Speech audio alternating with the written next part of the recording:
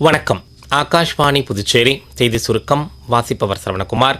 காசா மோதலை முடிவுக்கு கொண்டு வருவதற்கான அமெரிக்க அதிபர் டொனால்டு டிரம்பின் திட்டத்தை வரவேற்பதாக பிரதமர் திரு நரேந்திர மோடி தெரிவித்துள்ளார்.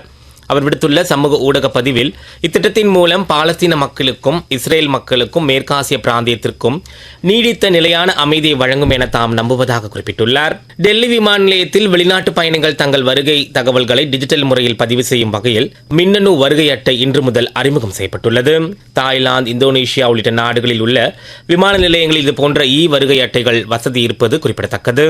இந்தோனேஷியாவின் கிழக்கு ஜாவா மாகாணத்தில் பள்ளி கட்டிடம் திடீரென இடிந்து தரைமட்டமானதில் சுமார் 65 மாணவர்கள் இடிபாடுகளுக்குள் உயிருடன் புதைந்திருக்கலாம் என அஞ்சப்படுகிறது.